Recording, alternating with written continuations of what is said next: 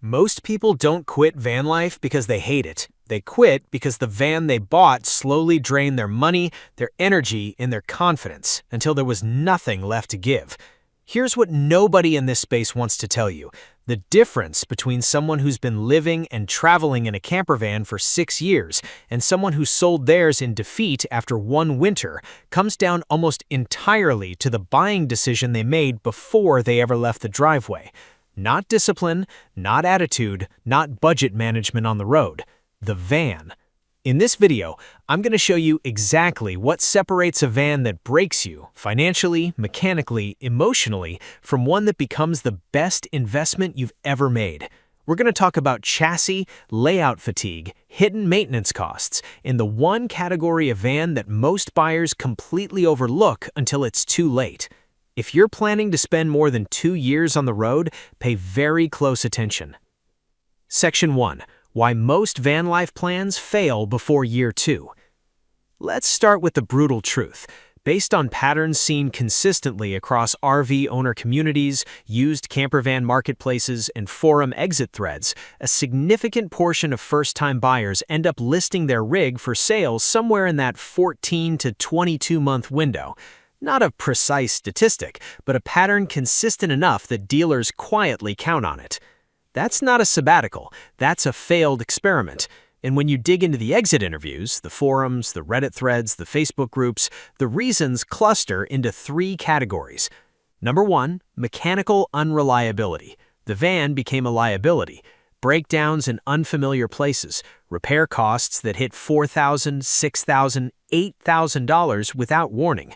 One catastrophic failure in a rural area that wiped out 3 months of savings and broke their confidence entirely. Number 2, layout fatigue. The layout that looked incredible in a dealership felt claustrophobic by month 4. No separation between living and sleeping, no dedicated workspace, no storage that actually worked for how they lived. Every day became a game of Tetris they didn't sign up for. Number 3, the wrong platform for the wrong use. A gas-powered van bought for Europe where fuel costs twice as much. A Class B with a wet bath bought by someone who camps off-grid and discovered that tank capacity is a daily obsession when you're an hour from a dump station. A 3/4-ton chassis bought by someone who never needs to tow anything and now pays a 10 to 12 mile per gallon penalty every single mile. Every single one of these failures was predictable. Every one of them was baked in at the point of purchase. So what does a van that lasts look like? Section 2. The chassis question nobody asks early enough. This is where the decision tree splits, hard, and where most buyers go wrong because they're thinking about the van, not what's underneath it. There are 3 chassis platforms dominating the North American and European campervan market right now: the Mercedes-Benz Sprinter, the Ford Transit, and the Ram ProMaster. In Europe, you also see the Volkswagen Crafter and the Fiat Ducato carrying a significant share. Each one represents a fundamentally different long-term ownership experience. The Sprinter is, by almost any measure, the gold standard chassis for long-term van life. It's what the Airstream Interstate 24X rides on. It's what the Winnebago Navion is built on. The diesel variants, particularly the 2500 and 3500, are engineered for commercial longevity. These engines are designed to run 300,000 plus miles in delivery and service applications. That's not marketing language, that's a design spec. When you buy a Sprinter-based campervan, you're not buying a recreational vehicle wearing a truck's bones. You're buying a truck that someone installed a kitchen in. But here's the problem with the Sprinter that nobody mentions in the tour videos. Sprinter repair costs are high when something does go wrong.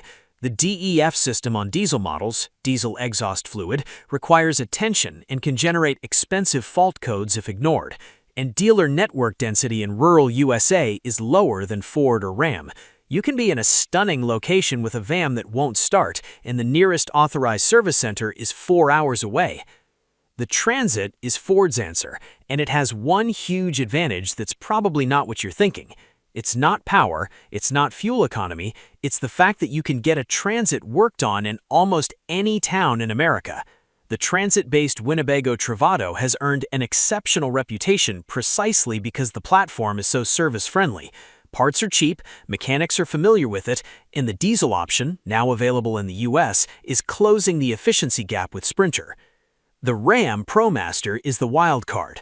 Ram's front-wheel drive layout is unusual in this segment and gives you a flatter floor, which is a genuine ergonomic advantage, but it comes with a trade-off in all-terrain capability and, historically, a weaker long-term durability record in high-mileage use cases.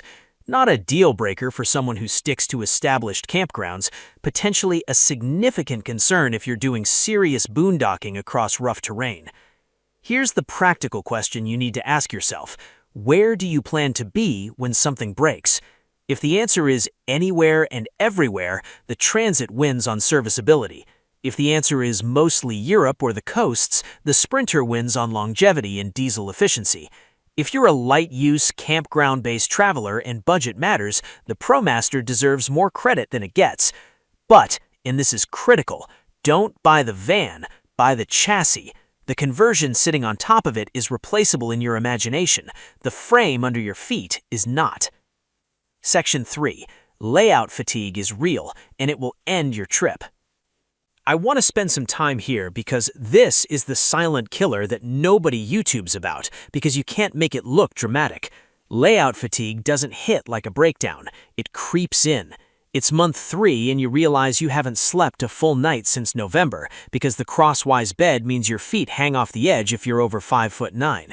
It's month 5 and you've repacked your storage system for the 4th time because the overhead cabinets are too shallow for your cooking gear. It's month 8 and you and your partner have had the same argument about desk space 7 times. None of this shows up in a YouTube tour. All of it ends van life trips. So what layouts actually last 5+ years? Longitudinal beds running front to back along the driver's side are the gold standard for solo travelers and couples. You get a full-length sleep surface, the van's width works in your favor, and the remaining floor space is usable. The Pleasureway Plateau TS and the Winnebago Solis both execute this layout well in the 20 to 22-foot Class B range.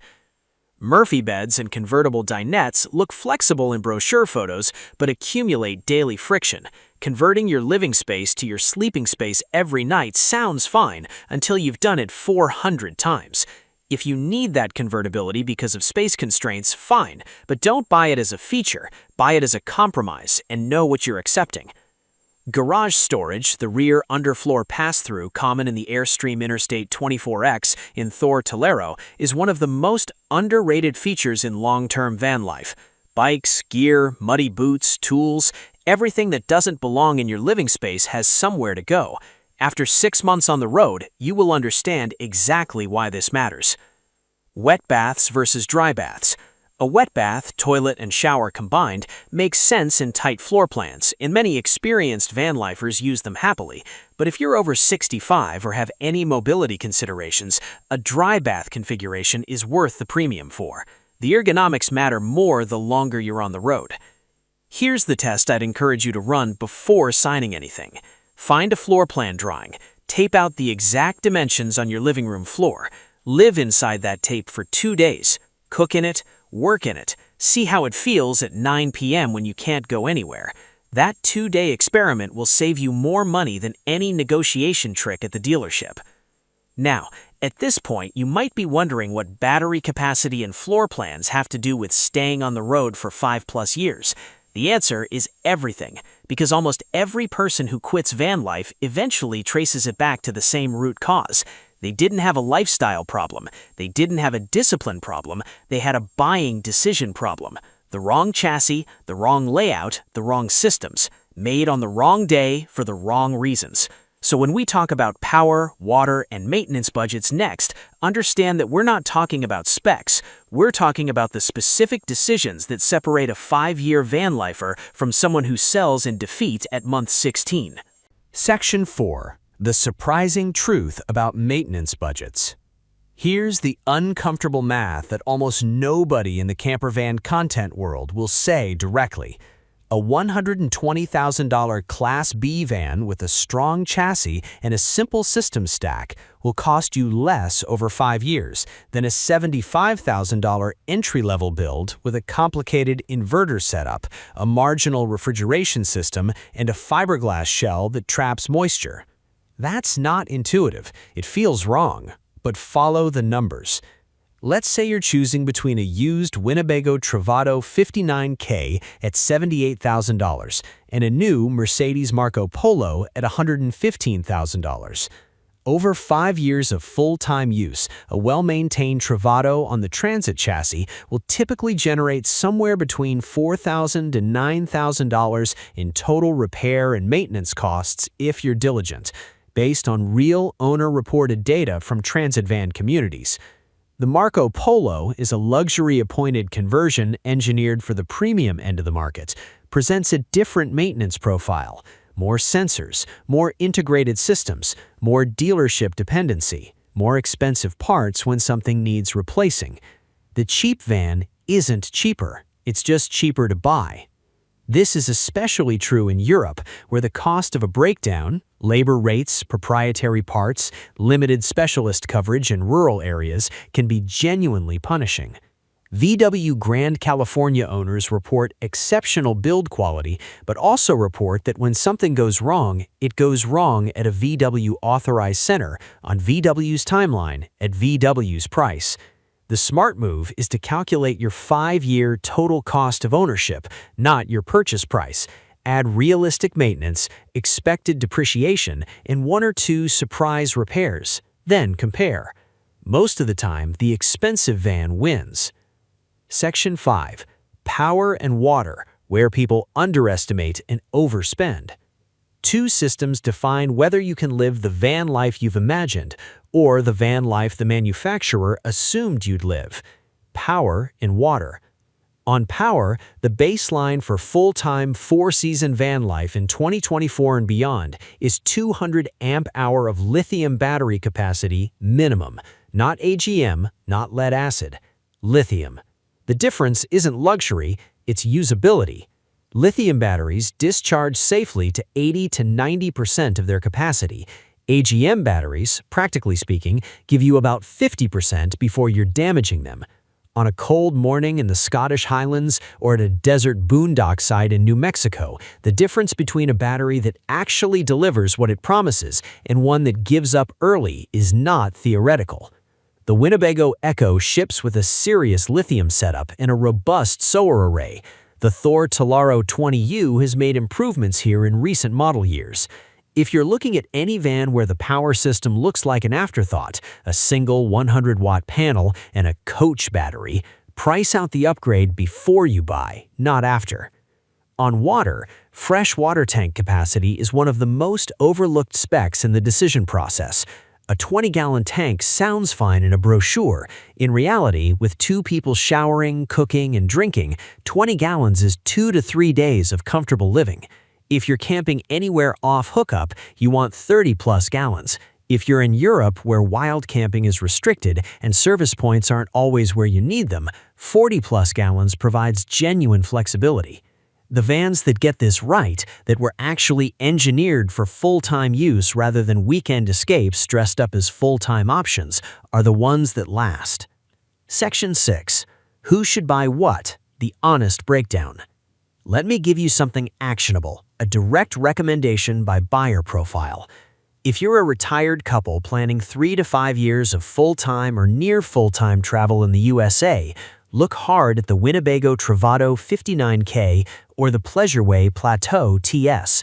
Both offer genuine livability in a footprint you can actually park, with chassis reliability that won't strand you in a pinch. The Travato gives you Ford Transit serviceability. The Plateau gives you a layout that ages better on long hauls. Avoid anything with a wet bath if either of you has any knee or hip issues. Budget $85,000 to $110,000 and shop used 2021 to 2023 models if you want to take the depreciation hit on someone else's dime. If you're a couple planning trans-European travel for 2+ years, the Airstream Interstate 24X is the premium choice. Expensive, but the Sprinter diesel chassis earns its keep in fuel economy and longevity over European distances. If budget is the constraint, the VW Grand California 600 gives you excellent fit and finish, a functional bathroom, and VW's broad European dealer network. Just know what you're getting into with the passenger car-derived platform on long hauls. If you're a solo traveler or young couple prioritizing boondocking, the Winnebago Solis Pocket is worth a serious look as a lightweight, capable entry point. But be honest about its limitations. It's not a full-time, all-season van for two people. It's an excellent weekend to extended trip van for one. Who should avoid a campervan entirely and consider a Class C or small Class A instead? If you can't envision yourself in under 22 feet, don't start there.